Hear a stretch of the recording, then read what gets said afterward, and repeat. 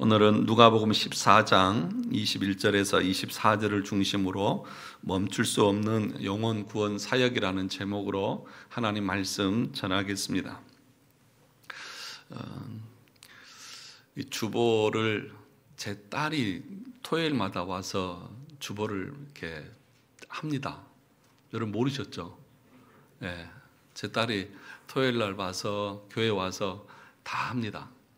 그런데 이 본문을 주고 주보를 만들고 또 방송 자막을 다 해놓고 와서 하는 소리가 제목만 봐도 자기가 본문을 이렇게 자막을 만들다 보니까 내일 아빠 무슨 설교할지 다 알겠어 그러더라고요. 예. 저 정도가 돼야 목사 딸이라고 할 수 있겠죠. 여러분들은 여러분들도 본문 제목만 보고 본문만 봐도 오늘 목사님 설교가 무엇이겠다라고 하는 것을 대충 아마 감을 잡으셨을 거예요. 그렇죠? 그래서 오늘 뭔 설교를 하려고 하는지 뻔히 다 알겠다. 그런 마음들이 아마도 다 있을 겁니다. 무슨 얘기죠? 우리가 복음 전하는 일은 멈출 수 없다는 것이죠. 멈춰서도 안 된다는 것이죠. 그런데 요즘은 이 복음을 전하고 전도하는 일을 이 일에 대한 그 열심이나 열정들이 많이 식어졌습니다. 여러분들도 지난주 추수감사주일에 여러분 작정하신 분들 초청하십시오라고 해서 오신 분도 있고 못 오신 분도 있는데 딱 주일 끝나고 돌아가면서 여러분 머릿속에 여러분들이 전도하려고 했던 사람들 다 지워버리셨죠. 그래서 이번 주는 그들에게 전화 한 통, 연락 한 번도 안 하고 그냥 그대로 오셨잖아요. 안 그런가요? 그러니까 우리는 딱 그때만 하고 그 이후로는 다 이제 사라져요. 그래서 더 이상 그것에 대해서 말하지 말라는 것이죠. 다 잊고 이제 내년 봄에 또 하겠구나. 그때 다시 생각나서 하겠다. 그런 생각들을 합니다. 어떤 목사님하고 통화를 하는데 그러는 거예요. 연말만 되면 또 11월 가을만 되면 각 교회마다 전도 행사들을 다 하지 않습니까? 그래서 그 목사님도 전도 행사를 선언하고 한 달 동안 4주 동안 계속해서 전도 독려하는 설교를 했답니다. 그러니까 하루는 장로님이 찾아와가지고 하는 소리가 목사님 언제까지 전도 설교하실 거예요? 그러면서 항의를 하시더라는 겁니다. 우리 일주일 내내 직장 다니면서 힘들고 피곤하게 살다 왔는데 교회라도 와서 예배 드리고 말씀 들으면서 은혜 받고 또 쉬고 새 힘을 얻고 다시 직장으로 돌아가야 되는데 목사님 한 달 내내 전도 설교만 하면 우리가 어떻게 삽니까? 하면서 항의를 하더라는 겁니다. 그러니까 교회 장로라는 분이 앞장서서 전도하기는커녕 하기 싫다는 거죠. 생각도 없는 거죠. 그러니까 듣기가 싫은 거겠죠. 그것이 당연하고 즐겁고 사명이라고 생각하면 우리 목사님이 얼마나 우리가 전도를 안 하면 저렇게 한 달 내내 전도하라고 설교할까? 그러면서 앞장서서 성도들을 권면하고 또 그러면서 이렇게 끌고 가야 될 사람이 자기가 교인의 대표라고 교인 성도들을 다 대표하는 것처럼 나와가지고 그렇게 항의를 하는 거예요. 이게 교회의 실정이고 이게 한국 교회의 모습이 아닐까. 뭐 거기만 그러겠습니까? 대부분의 사람들이 전도 설교하는 것을 별로 좋아하지 않는 것입니다. 여러분, 직무를 만든다고 하는 것은 교회를 섬기고 성도들을 섬기고 목사를 도와서 하나님의 교회를 건강하게 세우고 하나님의 나라에 헌신하겠다고 하는 그 마음으로 임직을 받지 않습니까? 지지난주 토요일 날 제 동생이 제가 예전에 있던 교회에서 장로로 이렇게 장립을 하고 재수 씨는 권사로 취임을 했습니다. 그러니까 참 이게 세상 말로는 우연치고는 참 독특한데 저도 그 교회에서 목사 하는 수를 받고 그 노예에서 목사로 장립을 받았거든요. 근데 제 동생도 그 교회에서 그 노예에서 장로로 장립을 받았는데 가서 축하해주고 그냥 왔지만 교회 정치 5조에 보면 이런 말이 있습니다. 5장 4조 3항에 보면 장로의 직무에 대해서 이렇게 나와 있습니다.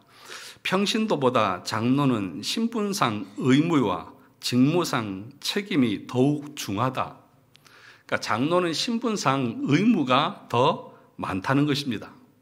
그러니까 다른 일반 성도들은 기도 안 해도 장로는 기도해야 되고, 일반 성도들은 전도 안 해도 장로는 앞장서서 해야 되고, 일반 성도들은 헌금을 안 해도 장로들은 해야 되고, 그러니까 의무가 더 많다는 거예요. 해야 될 의무를 맡은 거예요. 그리고 그 직무상 책임이 더 중하다. 성도들은 책임지려고 하지 않아도 목사와 장로는 교회에 문제가 있으면 자신들이 책임을 지려고 하고 더 많은 책임을 지는 것이 장로의 직무의 그 의미인 거죠. 그런데 그 책임이나 의무는 행하지 않으려고 하고, 목사가 전도에 대해서 한 달 동안 설교한다고 그것에 대해서 대표로 나가서 항의하는 것 자체가 참 어이가 없는 거죠. 자기의 직무가 뭔지 의무가 뭔지도 모르고, 또 주일날 안식한다고 하는 것이 단순히 아무 일도 하지 않고 그냥 예배만 드리는 것이 안식이라고 생각하잖아요. 아니지 않습니까? 안식한다고 하는 것은 하나님을 예배하고 말씀으로 가르침을 받고 온전히 그 영혼이 말씀을 통해서 소성함을 얻는 것이 안식하는 거예요. 몸이 쉬는 게 안식이 아니에요. 몸은 피곤하고 힘들죠. 그런데 예배하고 말씀을 배우면서 우리의 영혼이 말씀을 통해서 깨닫고 새 힘을 얻고 소성케 되어지는 것이 참된 안식인 거죠. 그런데 이 장로의 마음속에 뭐가 있는 거예요? 주일날은 아무것도 하지 않고 부담도 없이 편안하게 쉬었다가 육신적으로 회복해서 내일 다시 직장으로 나간다. 이게 안식의 개념으로 박혀 있는 거예요. 그러니까 아무 일도 하지 않으려고 하는 거죠. 어떤 교회는 제자훈련을 열심히 했다고 합니다. 제자훈련을 열심히 하는데도 교인이 늘어나지 않으니까 그 목사님이 이제 제자훈련 하던 그분들에게 이제 우리 전도 좀 합시다. 열심히. 그러면서 전도에 대해서 강조를 하니까 그 제자훈련을 받던 분들이 그러대요. 목사님, 우리끼리 이렇게 성경 공부하고 좋은데 왜 그렇게 그런 부담을 우리에게 주십니까? 그러면서 항의를 하더래요. 참 어이가 없지 않습니까? 교회가 뭔지 또 우리의 사명이 뭔지 사람들이 다 잊고 자기중심적으로 신앙생활을 하고 있다는 것입니다. 여러분, 장로는 교인의 대표라고 하지 않습니까? 대표라고 하는 것은 대표 선수를 말하는 거죠. 오늘 우리 국가로 말하면 국가 대표 선수지요. 제일 잘하고 제일 능력 있는 사람을 선택해서 뽑아서 나가서 싸우라는 거잖아요. 그거 잘 못하면 어때요? 욕먹죠. 잘하면요? 잘해도 그냥 그런 거예요. 대표니까 당연한 거예요. 우리 노예의 목사님 사모님 중에 88 올림픽에 핸드볼로 국가대표로 나가서 금메달 따신 사모님이 계세요. 그 사모님하고 지난주에 만났는데 지난 아시안게임에 우리 핸드볼이 일본에게 져서 은메달을 땄잖아요. 그런데 그 경기를 보고 핸드볼 하는 사람들이 욕을 그렇게 했대요. 저것도 경기냐고 그러면서. 왜냐하면 국가대표라고 하면 저 정도 실력 가지고는 안 된다는 거죠. 최소한 저런 실수는 없어야 한다는 거죠. 그러면서 우리는 잘 모르지만 그 핸드볼계에서는 아주 난리가 났대요. 그 뭐예요? 그만큼 대표는 중요하고 사명감을 가지고 하는 거죠. 그러니까 우리가 장로나 권사나 안수집사가 되어졌다고 하면 그것에 대한 사명감을 가지고 다른 사람은 안 하더라도 나라도 해야 되겠다고 하는 그 열정을 가지고 섬겨야 하는 것 아니겠습니까? 오늘은 그래서 우리가 하나님의 복음을 전하고 또 영혼을 구원한다고 하는 것이 어떤 의미인지에 대해서 말씀을 전하려고 합니다. 많은 사람들이 우리 개혁주의, 칼빈주의 그러면 가장 중요한 것을 예정교리라고 그렇게 말합니다. 하나님이 구원할 자를 만세전에 선택하신 거죠. 작정하시고 선택하셨습니다. 그래서 예정된 사람들은 하나님께서 반드시 구원하십니다. 믿으십니까? 네, 하나님께서 만세전에 작정하신 모든 영혼들은 반드시 하나님이 구원하십니다. 그런데 이 복음주의에서는 이것을 어떻게 이해를 하냐 하면 하나님이 예정하신 사람들은 하나님이 어떤 방식으로든 언제든지 반드시 구원하신다. 그 얘기는 똑같은데 그것을 실행하는 방식은 다릅니다. 그러니까 뭐예요? 내가 전도하지 않아도 하나님은 누구를 통해서든지 어떤 방법을 통해서든지 그 사람을 구원할 것이다. 그러니 내가 전도해도 됩니까? 안 해도 됩니까? 해도 되고 안 해도 되는 거예요. 왜요? 작정된 사람은 하나님이 반드시 구원하시는 거니까 굳이 내가 안 해도 누군가를 보내서 그 사람을 구원하시겠죠. 이게 복음주의, 이게 알미니안주의 식의 복음 전도예요. 그러면 우리 개혁주의, 칼빈주의의 복음 전도의 방식은 뭐냐? 그 사람이 예정되고 선택되었는지를 우리는 알아요, 몰라요? 알아요, 몰라요? 몰라요. 그런데 이 세상 가운데에는 하나님께서 선택하신 영혼들이 있어요. 그러면 그 영혼들이 어떻게 하나님을 믿을 수 있습니까? 누군가는 가서 예수 그리스도에 대해서 소개를 해줘야 된다는 거죠. 그게 우리가 믿는 전도의 방식이에요. 그러니까 우리는 열심히 멈추지 않고 계속해서 복음을 전해야 되는 거예요. 왜요? 누가 선택되고 누가 선택되지 않았는지를 우리는 모르니까. 그런데 하나님께서 구원하시는 방식은 그냥 알아서 자기가 구원을 얻는 것이 아니라 우리 같은 사람들을 하나님은 사용하셔서 예수 그리스도를 소개하게 하고 그럴 때에 그 마음 가운데 그 소개를 듣는 사람들이 그것을 받아들이고 믿어지게 되고 그럴 때 그 사람이 선택되어지고 예정된 사람인 것을 우리가 알게 되는 거죠. 그래서 복음을 전하는데 예수님을 소개하는데 싫어요. 거절하면 이 사람은 만세전에 예정된 사람이 아니구나. 그렇게 우리는 이해할 수 있는 것이죠.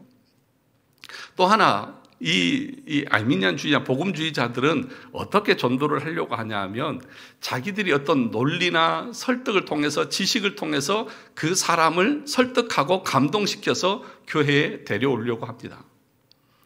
그래서 자기들은 공부를 많이 해서 논리적으로 그 사람들을 아주 제압을 시켜서 설득을 당해서 교회로 인도를 하려고 해요. 그런데 여러분, 설득당해서 교회 온 사람 있습니까? 논리적으로 여러분들이 압도당해서 온 사람 있습니까? 없습니다. 그러면 어떤 사람이 옵니까? 선택받은 사람들이 그 사실을 깨닫고 주님 앞에 나오게 되는 거죠. 그것에 대해서 어떻게 전도자들은 반응하느냐? 알미니안식으로 복음주의식으로 전도하는 사람들은 만약에 내가 복음을 전했는데 그 사람이 거절하고 그 사람이 믿지 않으면 어떻게 이해하는 거예요? 내가 부족해서, 내가 실력이 부족해서, 내가 아는 것이 모자라서 저 사람을 설득시키지 못했다고 하면서 낙심하고 좌절해버립니다. 그런데 우리 개혁주의자들은 복음을 전했고 설명했는데 그 사람 믿지 않으면 낙심합니까? 좌절합니까? 좌절하지 않습니까? 안 해요. 왜요? 내가 그 사람을 선택된 자로 만들 수는 없잖아요. 돌덩이를 떡으로 만들 수는 없잖아요. 내가 전했는데 그 사람이 믿지 않는 것은 이 사람이 선택되지 않아서지 내가 부족해서는 아니거든요. 그래서 우리는 어떻게 생각합니까? 이 사람에게 전도를 했을 때에 이 사람이 거절하면 낙심하고 좌절하고 아이고 내가 능력이 없어서 그것이 아니라 다른 사람에게 또 가는 거예요. 다른 사람에게 또 가서 복음을 전하고 그 사람도 거절하면 이 사람도 아니네? 또 가서 다른 사람에게 전하고 그래서 계속해서 잃어버린 양을 찾는 거예요. 그래서 우리가 전도할 때에 뭐라고 말합니까? 잃은 양 비유를 하잖아요. 우리가 밖에 나가서 양을 만들어서 낳아서 데려오는 게 아니잖아요. 그 양이 누군가의 소유였어요. 누군가의 소유였어요. 그런데 울타리를 나갔어요. 그래서 잃어버렸어요. 그래서 그 양을 찾아오는 거잖아요. 다시 말하면 만세전에 하나님께서 이 세상의 사람들을 자기 백성으로 예정하고 선택해 놨어요. 그런데 그 양들이 아직 우리 안으로 들어오지 않고 바깥에서 방황하고 있어요. 그러니까 어떻게 하는 거예요? 나가서 이런 양을 찾아서 우리 안으로 데리고 들어오는 거예요. 그러니까 전도의 관점이 다르는 거예요. 우리가 나가서 사람을 개조시켜서 데려오는 것이 아니라 만세전에 선택되어졌지만 아직 자기가 선택된지도 모르고 어둠 가운데서 죄악 가운데 있는 영혼들을 예수 그리스도를 소개하고 교회로 인도하는 그 일들을 하는 거예요. 교회 가자, 교회 가자. 예수 믿어야 된다. 예수 믿지 않으면 멸망당한다. 예수 믿지 않으면 심판당한다. 그렇게 얘기했을 때에 그것에 대해서 선택된 사람들, 예정된 사람들은 받아들일 것이고, 그래서 교회로 기쁨으로 올 것이고, 그렇지 않은 사람들은 끝까지 거절하고 오지 않을 것이라는 것입니다. 이것이 우리의 전도의 방식인 것입니다. 그런데 복음주의자들은 어떻게 말합니까? 언젠가는 하나님이 구원하시겠죠. 그래서 여러분들에게도 여러분 가족들을 전도하십시오 라고 말할 때 왜 요즘 안 나오십니까? 라고 말하면 여러분 대부분 뭐라고 말합니까? 언젠간 오겠죠. 네. 때가 되면 오겠죠. 뭐 하나님이 선택하셨으면 하나님이 언젠가는 부르시겠죠. 이게 뭐라고요? 이게 복음주의식으로 예정교리를 잘못 이해한 잘못된 생각이라는 사실들을 여러분 아셔야 돼요. 그러면 어떻게 해야 됩니까? 그 영혼을 계속해서 권면하고 권면해서 주님 앞에 나올 수 있을 때까지 권면하고 강권해야 되는 것이 우리의 사명이라는 것입니다. 그런데 여러분, 그렇게 사람들을 구원할 때에 하나님께서는 무엇을 사용하시냐 하면 지식을 사용한다는 사실들을 여러분 아셔야 됩니다. 뭘 사용하신다고요? 지식을 사용하신다고요. 말씀을 사용하셔서 그 영혼들을 전도한다는 것입니다. 그래서 웨스트민스터 신앙 고백서 제10장에 효력 있는 부르심 사항에 보면 이렇게 기록되어 있습니다. 택함을 받지 못한 다른 사람들은 비록 그들이 말씀의 사역에 의해 부름을 받으며 무슨 사역이에요? 말씀의 사역에 의해 부름을 받으며 성령의 일반적인 사역을 어느 정도 받더라도 그들은 결코 신실하게 그리스도에게 나오지 아니함으로 구원을 얻지 못한다. 그러니까 택함 받지 못한 사람들은 예수를 소개해도 그들은 자발적으로 나오지 않아요. 그래서 그들은 구원받지 못하는 거예요. 그런데 또 이렇게 말합니다. 더욱이 기독교 신앙을 고백하지 않는 사람들은 비록 그들이 본성의 빛과 자기들이 고백하는 종교의 율법을 따라 그들의 삶을 매우 부지런히 꾸려 나간다 할지라도 다른 어떤 방법으로도 결코 구원받을 수 없다. 예수 그리스도 외에는 다른 방법으로는 구원받을 수 없다는 것입니다. 그러니까 언젠간 되겠지. 어떤 방법으로도 하나님이 하시겠지. 아니요. 절대로 그런 일은 일어나지 않는다는 것입니다. 그래서 말합니다. 따라서 그들이 구원을 받을 수 있다고 단언하고 주장하는 것은 매우 악독하고 가증스러운 일이다. 그러니까 예수 그리스도를 소개하지도 않았는데, 예수 믿자고 말하지도 않았는데, 교회 가자고 말하지도 않는데, 그래도 그 사람들이 선택된 사람들이면 언젠가는 하나님이 어떤 방법으로든 다른 사람을 보내서라도 하나님 구원하시겠죠 라고 이렇게 말하는 것은 뭐라고요? 아주 가증스러운 말이고 아주 악독한 것이다. 그렇게 지금 우리 신앙 고백서에서는 우리에게 가르치고 있다는 거예요. 그런데 많은 경우 우리들 중에도 그렇지 않습니까? 아니, 하나님이 선택하셨으면 언젠가는 구원하겠죠. 또 나 아니어도 다른 사람 보내서라도 그 사람은 구원하겠죠. 여러분, 이 말이 가증스럽고 이것이 악독하다고 지금 웨스트민스터 신앙 고백서는 말합니다. 그래서 1항에서는 이렇게 분명하게 말합니다. 하나님께서 생명에 이르도록 예정한 모든 사람들을 그리고 오직 그들만을 그가 정하시고 기뻐하는 때에 그의 말씀과 성령을 통해서 뭘 통해서요? 그의 말씀과 성령을 통해서. 그러니까 선택한 예정한 사람들은 오직 그 사람들만을 위해서 그가 정하신 때에 말씀과 성령을 통해서 저희가 나면서부터 처해 있는 죄와 죽음의 상태에서 예수 그리스도에 의한 은혜와 구원으로 효력 있게 부르기를 기뻐하셨다. 말씀으로 부르시는 거예요. 그리고 그들의 마음이 하나님의 일을 이해할 수 있도록 영적으로 또는 구원에 이르도록 조명하시며 돌처럼 굳은 그들의 마음을 제하여 버리고 살과 같이 부드러운 마음을 주신다. 그러니까 여러분, 우리가 사람들의 그 단단한 마음을 깨서 부드럽게 만들 수 없어요. 누가 하시는 거예요? 하나님께서요. 성령님께서 하십니다. 뭘 통해서요? 말씀을 통해서. 여러분, 당신 예수 믿어야 구원받고 예수님이 당신을 위해서 죽으셨고 교회에 가서 하나님의 말씀을 듣고 배워야 우리가 천국 갈 수 있다. 그러니 교회 가자. 그럴 때 그 마음을 하나님께서 부드럽게 하셔서 그 말씀을 받아들이게 하고 그리고 교회의 기쁨으로 자발적으로 나오게 하시는 거예요. 그래서 그 사람들이 그 말씀을 듣고 교회에 나와서 지식으로 하나님에 대해서 알게 되면서 사역에 대해서 알게 되면서 그들이 구원을 향해서 나가게 된다는 것입니다. 그래서 여러분 우리가 성경을 볼 때 또 설교를 들을 때 항상 두 가지 관점을 생각해야 됩니다. 첫째는 하나님의 관점이에요. 하나님의 관점에서 보면 하나님이 예정한 사람들이 있습니다. 그렇죠? 우리는 몰라요. 만세자의 하나님께서 구원하시기로 작정된 사람들이 있어요.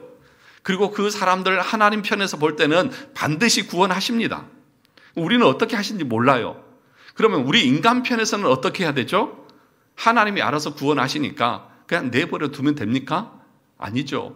우리 인간 편에서는 발에 불이 나도록 돌아다니면서 찾아다니면서 이 사람들이 이것을 알지 못하다가 죽으면 멸망당하고 지옥에 가는데 빨리 한 사람이라도 전해서 예수 믿고 주님 앞에 돌아와서 구원 얻도록 해야 되겠다고 하는 그 불붙는 마음을 가지고 계속해서 가는 거예요. 만약에 내가 누가 선택되고 선택되는지 안다고 하면 딱 그 사람한테만 가면 되겠죠. 그런데 우리는 몰라요. 그러니까 계속해서 모든 족속에게 복음을 전하는 것입니다. 사랑하는 성도 여러분, 그래서 우리가 해야 될 일은 뭐예요? 그렇게 예수님을 소개하고 이 자리에 앉히는 거예요. 그래서 지식적으로 하나님의 말씀을 듣게 하는 거예요. 지식이 없으면 여러분 구원 못 받습니다. 아니 목사님, 구원은 은혜로 받는 것이고 하나님의 주권으로 받는 것이지 그럼 지식이 없으면 우리가 구원을 못 받는다는 것은 틀린 말 아닙니까? 여러분, 우리가 행위로 구원받는 건 아니죠.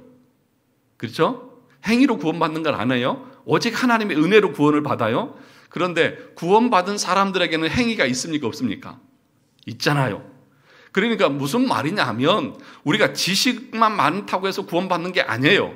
그러나 구원받은 사람들은 예수 그리스도에 대한 그 지식이 충만한 사람이에요.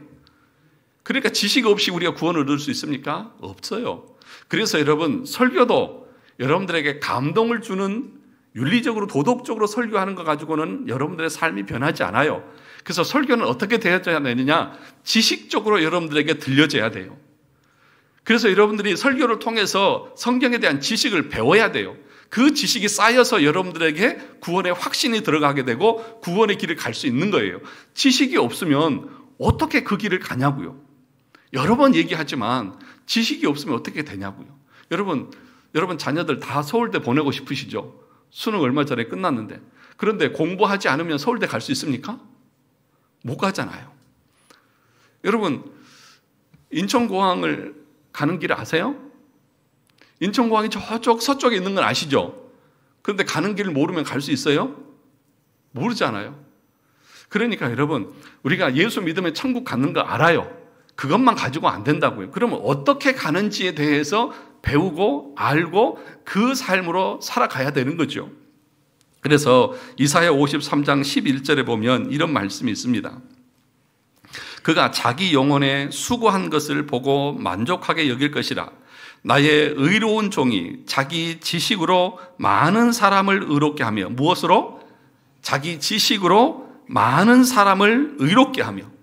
여러분 지식으로 의롭게 되는 거예요. 지식으로 의롭게 된다고요. 지식이 없으면 의로운 삶, 다시 말하면 구원에 이를 수 없다고요. 그러니까 여러분들이 교리적인 지식을 열심히 습득하고 배우고 그것이 머리에 차곡차곡 쌓여갈 때에 여러분이 구원의 그 길을 갈 수 있고 구원에 대한 확신도 여러분들이 가질 수 있는 것이지, 이 설교 시간에 그냥 제가 여러분들에게 농담이나 하고 우스갯소리나 하고 또 여러분들에게 어떤 좋은 예화거리, 아주 감동적인 예화거리를 주어가지고 여러분들의 눈에 눈물이 나게 하고 마음이 따뜻하게 하고 그렇게 해서 여러분들이 구원을 얻는 것이 아니라고요.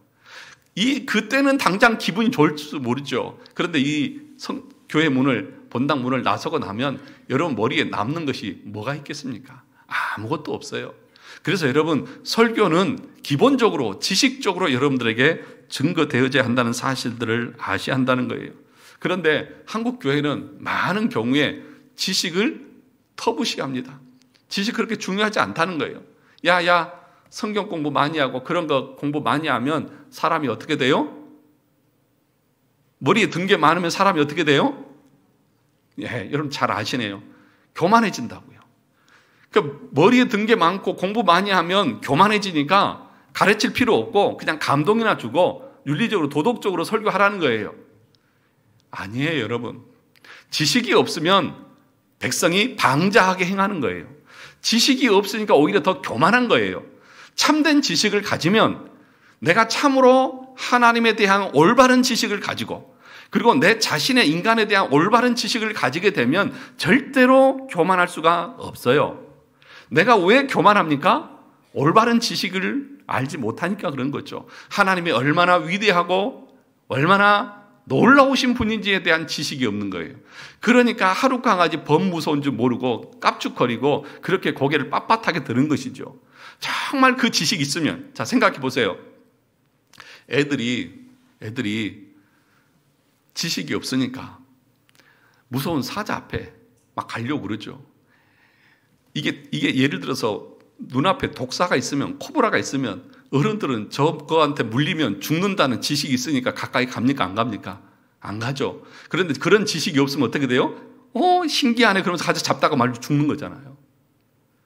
똑같아요. 지식이 없으면 망하는 거예요. 하나님에 대한 지식이 없으니까 이 세상을 살아가는데 자기 소견대로 살아가는 거예요. 자기 하고 싶은 대로 사는 거예요. 그러다 어떻게 돼요? 망하는 거죠. 그런데 참된 지식이 있으면, 하나님에 대한 지식이 쌓이고 쌓이면 하나님이 어떤 분이구나라는 것을 알게 되면 그분의 말씀을 따라서 살게 되어지고 그것이 곧 우리를 의롭게 하고 구원의 길로 인도한다는 것입니다. 그러면 이 말씀을 배울 수 있는 곳이 어디입니까? 교회밖에 없어요. 이 지식을 배울 수 있는 곳이 교회밖에 없어요. 그래서 교회 밖에는 구원이 없다고 그렇게 말하는 거예요. 그 얘기는 우리 교회 와야만 구원받는다 그 얘기가 아닙니다. 교회에서만이 유일하게 예수 그리스도 복음에 대해서, 진리에 대해서 선포하는 것이기 때문에 그런 거예요. 여러분 학교 가면 성경을 가르칩니까? 예수님에 대해서 가르칩니까? 직장에 가면 가르칩니까? 어디에 가서 이 복음의 진리를 배울 수 있습니까? 없잖아요. 그러니까 이 복음의 진리, 지식을 듣지 않으면 구원을 못 얻는데 이 복음을 들을 수 있는 것은 교회밖에 없기 때문에 교회 밖에서는 구원이 없다 그렇게 말하는 거예요. 이곳에 와서, 교회에 와서 진리를 들어야만, 그래야만 그들이 구원을 얻을 수 있다는 것입니다. 여러분 고개를 드시기 바랍니다. 눈을 뜨시기 바랍니다. 예배 시간에 조는 것은 죄입니다. 이런 의식을 가지셔야 돼요. 예배 시간에 조는 것은 뭐라고요? 죄예요. 그러니까 여러분 꼭 기억하십시오. 예배 시간에는 절대 졸지 마시기 바랍니다. 그래서 여러분 지식으로 천국을 가는데 그러면 그 지식을 선포하고 가르치는 사람이 누구예요? 목사잖아요. 그래서 목사의 직분 중에 가장 중요한 직분이 뭐냐 하면 가르치기를 잘하는 자예요. 디모데후서를 보세요. 목사는, 장로는, 감독은 가르치기를 잘하는 거예요. 목사는 가르치는 자예요. 그럼 여러분들은 뭐 하는 사람들이에요? 배우는 사람들이잖아요. 그러니까 목사의 설교는 가르치는 설교가 돼야 돼요. 지식적인 설교가 돼야 되고, 여러분들은 그래서 교회에 와서 무슨 감동을 받고 무슨 도덕적인 교훈을 얻으려고 하지 말고 성경에 대한, 그리스도에 대한 지식을 배우려고 하는 그 마음을 가져야 돼요. 그래서 계속해서 배워요. 그래서 오전에 말씀을 통해서도 배우고 오후에도 교리 강의를 통해서 여러분들이 그리스도가 어떤 분인지를 배우는 거예요. 그 배움을 통해서 여러분들의 구원의 확신이 자라가고 그 구원의 길을 갈 수 있는 거죠. 그런데 오늘날은 어떻다고요? 지식을 무시하는 거예요. 야, 많이 배워봐야 교만하기만 하고 그거 문제만 일으키지. 그러니까 목회자들도 지식적으로 설교하려고 하지 않고 감동을 주려고 하죠. 그래서 늘 뭘 많이 들어요? 예화를 많이 들은 거예요. 예화. 감동적인 예화. 그런 예화 들으면 여러분 기분 좋잖아요. 그런데 제가 예화를 씁니까? 안 씁니까? 예화를 써요? 안 써요? 거의 안 써요. 예화를 써도 그 예화는 성경에 있는 그 얘기를 예화로 써야 그것이 올바른 거예요. 세상의 이야기하는 게 아니에요. 그래서 설교의 그 모범에 대해서 말할 때에도 설교할 때에 가급적이면 세상적인 이야기, 어떤 사회에 의한 이런 이야기, 예화 이런 거 가급적 하지 말라. 그것이 개혁주의 설교예요. 그런데 복음주의 설교는 어때요? 많은 예화들이 와요. 여러분 그래서 TV나 인터넷에서 설교할 때 들어보세요. 감동적인 예화 얼마나 많이 듣습니까? 그래서 어떤 분은 저한테 그러더라고요. 목사님도 좀 설교 시간에 좀 예화 좀 써주세요. 그러시더라고요. 예전에. 목사님도 좀 설교 시간에 예화 좀 많이 좀 해주세요. 예화 들으면 기분이 좋거든요. 지식적으로 설교하면 딱딱하고 힘들거든요. 그런데 여러분, 지식이 여러분들을 뭘로 이끌어가요? 구원으로 이끌어가요. 그래서 지식은 구원의 문이다 그렇게 말해요.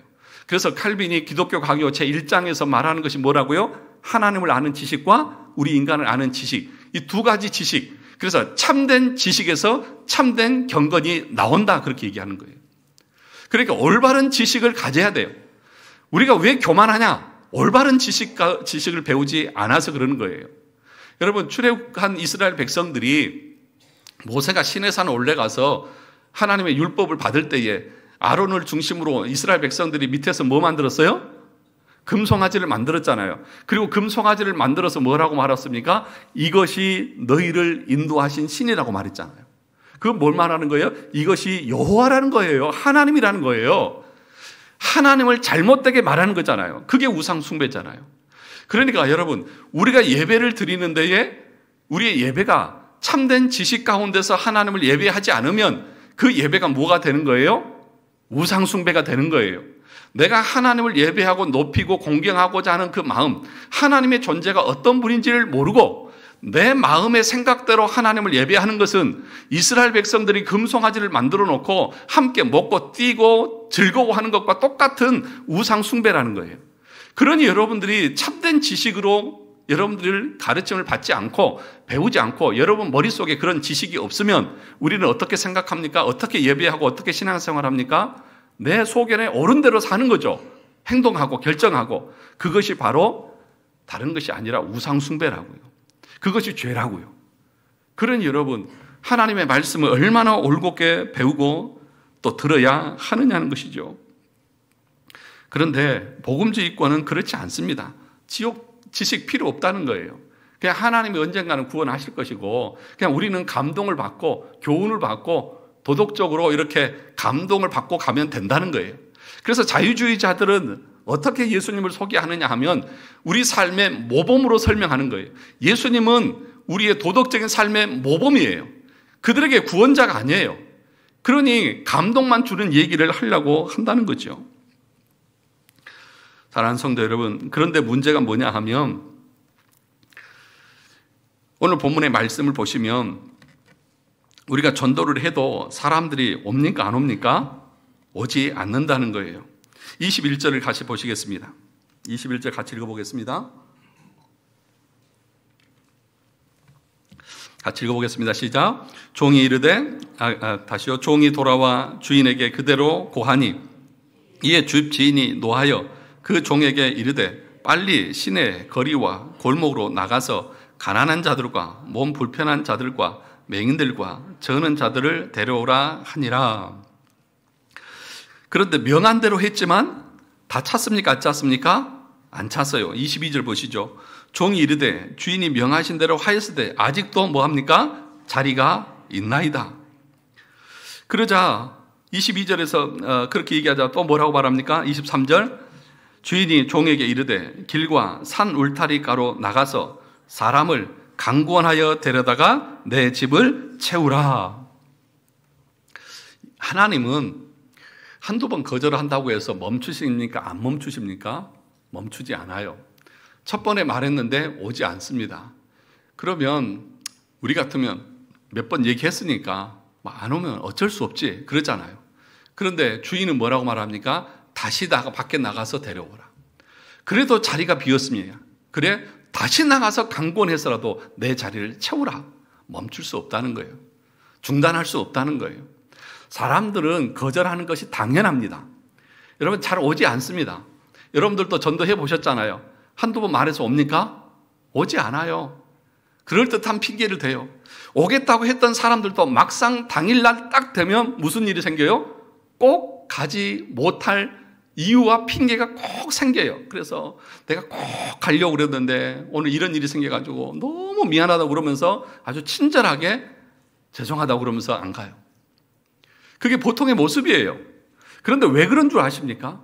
왜 이런 일이 일어나는 줄 아십니까? 왜냐하면 예수 믿지 않는 자들은, 예수 믿지 않는 사람들은 전부 다 누구 아래에 있는 거예요? 누구 아래에 있어요? 크게요? 죄 아래에 있고, 또 그 죄를 짓게 하는 그 우두머리가 누구예요? 마귀의 지배 아래에 있는 거예요. 그러면 자기 소유에 있는 그 영혼, 자기가 몇십 년 동안 자기 손아귀에 넣고 자기 마음대로 다루었던 그 영혼을 우리가 가가지고 자기의 원수된 예수에게 데려간다고 할 때에 그 마귀가 그래 순순하게 그래 데려가라 그리고 내줄 것 같아요? 내줄 것 같냐고요? 안 내주죠. 자기 손아귀에 있는 그 영혼을 여러분들이 한두 번 얘기한다고 해서 그래 알았다 데리고 가라 그렇게 할 것 같아요? 아니에요. 절대로 그렇지 않아요. 그래서 안 오는 거예요. 여러분 그것을 우리가 믿으셔야 돼요. 그걸 믿으셔야죠. 여러분 우리 눈에 보이지 않지만 사단의 권세가 지금 있습니까? 없습니까? 있잖아요. 사단의 권세가 여전히 죄악 가운데 있는 사람들을 지배하고 다스리고 억누르고 있잖아요. 그 사단의 그 권세를 깨트리는데 한두 번 해가지고 될 것 같아요? 아니요. 끊임없이 계속해서 하는 거예요. 그런데 우리는 그런 사람들에게 전도할 때에 어떻게 합니까? 너무 신사적이에요. 내가 막 이렇게 강요하면 그분의 마음이 상할까봐 우리는 뭐라고 말해요? 너무 이렇게 예의 갖춰 살려고 그러잖아요. 그래서 자꾸 얘기하라고 그러면 너무 강요하면 그 사람 싫어해 그러면서 안 하려고 그러잖아요. 여러분 그런데 오늘 주님께서는 뭐라고 말합니까? 뭐 하라고요? 강권해서 내 집에 데려와라. 강권해서. 강권한다고 하는 그 말의 의미가 뭐냐 하면 강압적으로 힘으로 데려오라는 말이 아니에요. 그런 얘기가 아니라 강권한다고 하는 말은 계속해서 반복해서 말하는 거예요. 예수 믿어야 된다. 오늘 교회 가자. 너 안 그러면 멸망받는다. 계속 가는 거예요. 그러니까 우리 입장에서는 뭐예요? 이 예수 그리스도를 믿지 않으면, 복음을 듣지 않으면 그 영혼이 어떻게 되는 거예요? 지옥 가고 멸망당하는 거잖아요. 그래서 마음이 안타까워서 계속 찾아가서 권면하고 예수 믿어야 된다. 계속 하는 거예요. 그것은 우리의 긍휼의 마음이에요. 그런데 반대로 그것을 받는 상대방, 전도 대상자 입장에서는 어떻게 느껴질까요? 강압적으로 느껴지고 억지로 끌고 올라가려고 그러고 너무 나한테 막 힘들게 하고 불편하게 하는 것처럼 들려지겠죠. 보여지겠죠. 그게 강권한다는 거예요. 올 때까지. 언제까지? 올 때까지. 그래서 그것을 여러분들이 그 영혼을 전도하고 구원하기 위해서는 수백 번, 수천 번 거절당하고 그래도 또 찾아가서 얘기하고 그래도 또 찾아가서 얘기하고 아주 내가 저 사람만 보면 징글징글하다. 내가 저 사람을 피해서 이사를 가든지 어떻게 해야 되겠다 할 정도까지 여러분의 마음이 가야 돼요. 그것이 개혁주의자들이 하나님의 예정된 사람들을 전도하고자 하는 그 불같은 마음이에요. 그러나 그걸 받는 사람의 입장에서는 너무 힘들겠죠. 아주 저 인간 아주 거머리처럼 너무 힘들다. 그런데 여러분 그것이 하나님께서 구원하시는 방식이고 우리는 그 마음을 가지고 계속해서 가야 한다는 것입니다. 왜 우리가 강요합니까? 왜 그렇게 말합니까? 왜냐하면 그 사단의 그 계략과 그 선을 부서뜨리기 위해서 계속해서 우리는 가야 되는 거예요. 여러분, 그래서 전도한다고 하는 것은 영적인 싸움이에요. 내가 이기느냐? 사단이 이기느냐? 그 사단의 권세 아래에 있는 그 멸망당할 영혼들을 뺏어오기 위해서 여러분 신사적으로 마귀하고 싸울 수 있습니까? 여러분 전쟁인데 전쟁에 신사적인 전쟁이 있어요? 전쟁할 때 그냥 나 여기 있다 하면서 나 잡아봐라 하면서 전쟁하는 사람 있어요? 없잖아요. 밤에 매복해 있다든지 아니면 방심한 틈을 타서 공격해서 다 죽이고 죽여야만 승리하는 거잖아요. 그러니 여러분 우리가 영적인 전쟁을 통해서 그 영혼을 구원하는데 신사적으로 한다고요? 아니요. 버리셔야 돼요. 여러분들이 할 수 있는 만큼 계속해서 강권하십시오. 그 사람이 볼 때에는 정말 징글징글하게 힘들 수 있어요. 그런데 그 마음이 우리의 마음이에요. 그래서 여러분 바울이 뭐라고 말하냐면 우리는 당근과 채찍을 같이 주는 거예요. 고린도전서 9장 22절에 보니까 바울이 이렇게 말합니다.